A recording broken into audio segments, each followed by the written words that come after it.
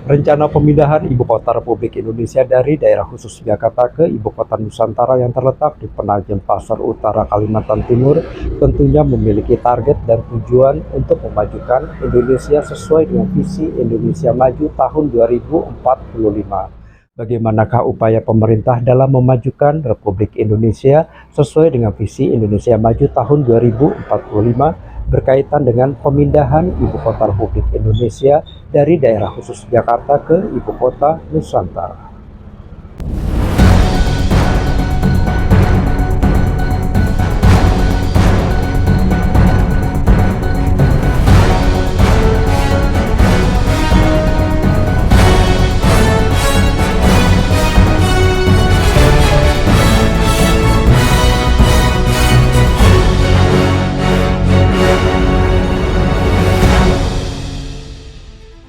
Pemindahan Ibu Kota Republik Indonesia dari Jakarta ke IKN Nusantara bukan sekadar perubahan lokasi fisik pemerintahan semata. Hal ini merupakan langkah strategis yang menandai era Indonesia Baru, sebuah visi yang mengintegrasikan pertumbuhan ekonomi, keadilan sosial, dan keberlanjutan lingkungan. Visi Indonesia Baru merupakan target untuk mewujudkan pemerataan pembangunan, mengalihkan beban pertumbuhan dari Pulau Jawa ke Kalimantan, membuka peluang ekonomi baru di wilayah timur Indonesia.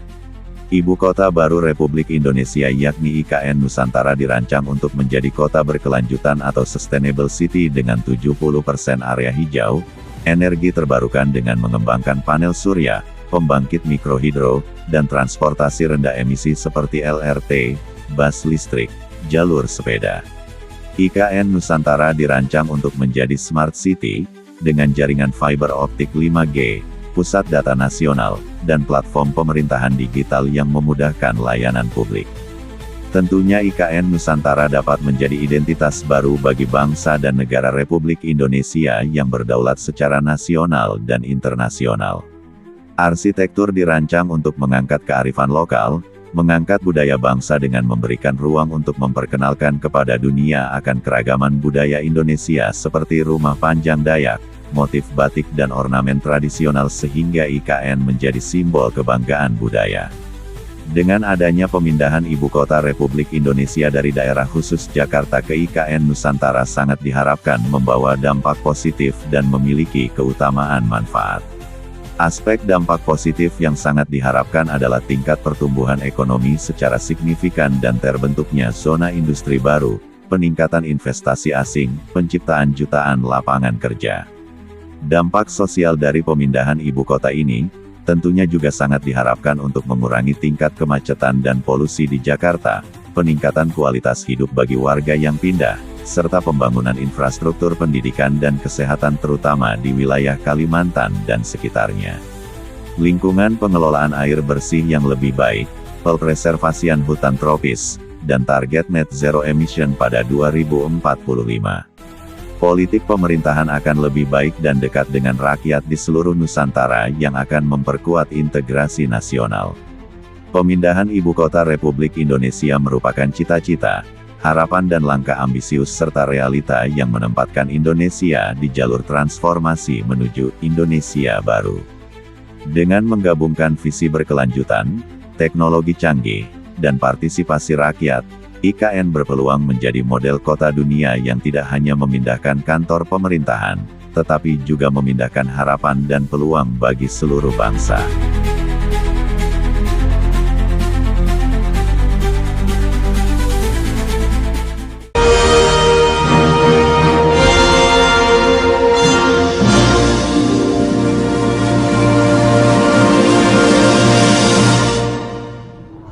Rencana pemindahan Ibu Kota Republik Indonesia dari daerah khusus Jakarta ke Ibu Kota Nusantara yang terletak di Penajem Pasar Utara, Kalimantan Timur tentunya akan memiliki dampak lingkungan dan dampak pertumbuhan ekonomi.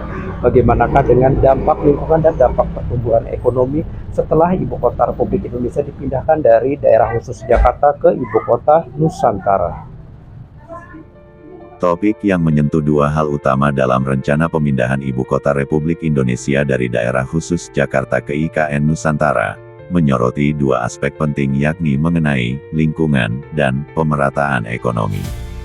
Berikut gambaran singkat yang mencoba menyoroti kedua sisi tersebut.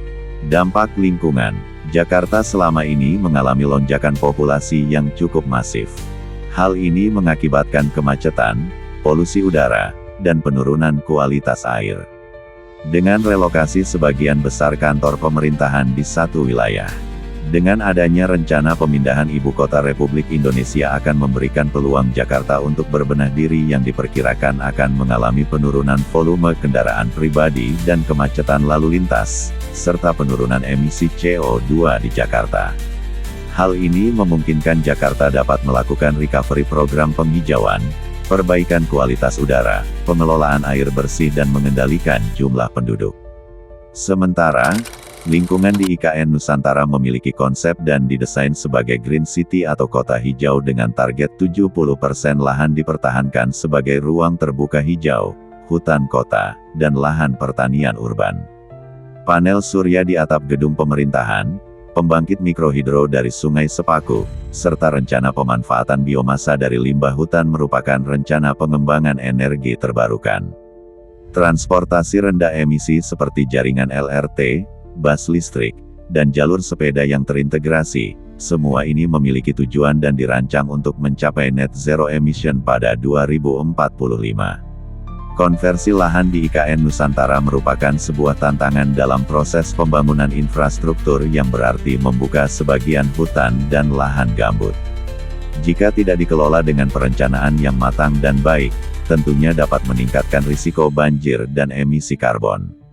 Pun perlindungan satwa di kawasan sekitar IKN turut menjadi perhatian dalam proses pembangunan serta rencana pemindahan ibu kota Republik Indonesia, disebabkan hal ini merupakan habitat bagi spesies endemik.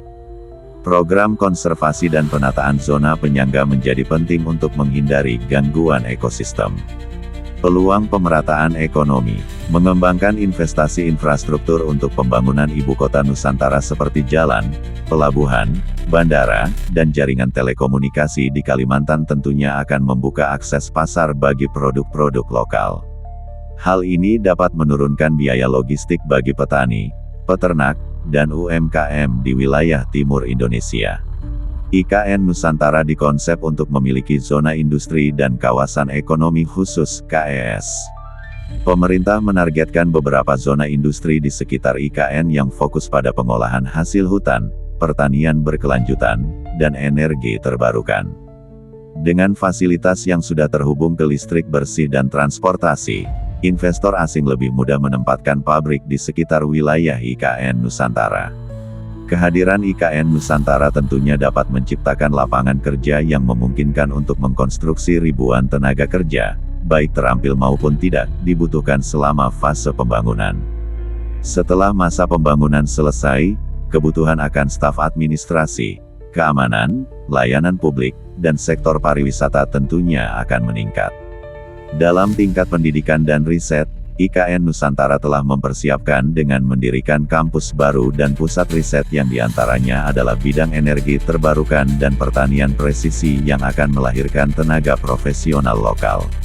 Pengembangan UMKM dan ekonomi kreatif tentunya menjadi hal utama lanjutan dengan mengembangkan sistem pasar baru seiring dengan populasi yang akan bertambah seperti pejabat, pemukim, dan atau wisatawan yang akan meningkatkan industri kuliner, kerajinan, dan layan.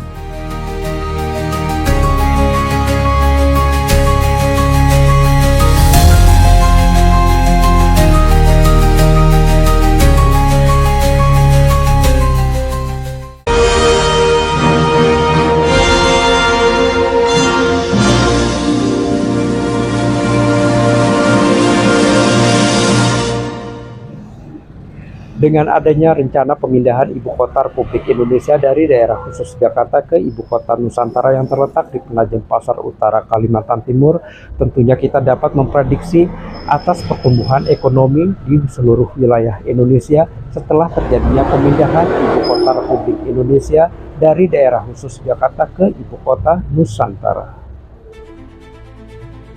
Prediksi ekonomi Indonesia pasca pemindahan ibu kota Republik Indonesia dari daerah khusus Jakarta ke IKN Nusantara, menjadikan Jakarta tidak lagi menjadi pusat pemerintahan.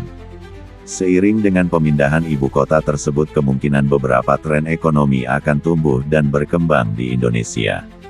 Dorongan pertumbuhan jangka pendek memungkinkan fase konstruksi IKN menuntut investasi besar-besaran, yang biasanya menghasilkan lonjakan aktivitas di sektor bangunan, material, dan logistik. Ini dapat menambah PDB sekitar 0,5 hingga 1% per tahun selama 3 hingga 5 tahun ke depan. Pemerintah akan menambah belanja modal, sehingga defisit fiskal bisa melebar sementara. Namun, banyak pihak menilai hal ini sebagai investasi infrastruktur yang dapat meningkatkan produktivitas jangka panjang. Akan terjadi perubahan struktur ekonomi. Investasi infrastruktur digital, Telkom Indonesia (TLK) menunjukkan penilaian pasar yang stabil dengan PE 16,16 dan kapitalisasi pasar 351,67 triliun dolar Amerika Serikat, menandakan harapan investor pada jaringan telekomunikasi yang akan mendukung kota pintar di IKN Nusantara. Zona industri baru akan tumbuh di kawasan sekitar IKN yang direncanakan menjadi hub manufaktur ringan, pengolahan hasil hutan, dan energi terbarukan. Jika terrealisasi, dapat menarik FDI yang selama ini lebih terpusat di Pulau Jawa. Dampak pada pertumbuhan ekonomi dan pemerataan juga akan terrealisasi jika pembangunan jalan, pelabuhan dan bandara di Kalimantan dapat menurunkan biaya logistik bagi produsen di wilayah timur, sehingga meningkatkan daya saing mereka di pasar domestik dan ekspor. Peningkatan akses layanan publik, sekolah, rumah sakit di sekitar IKN dapat mengangkat indeks pembangunan manusia (IPM) lokal, meski manfaat tersebut baru terasa setelah beberapa tahun kemudian. Risiko yang perlu diwaspadai adalah tekanan inflasi.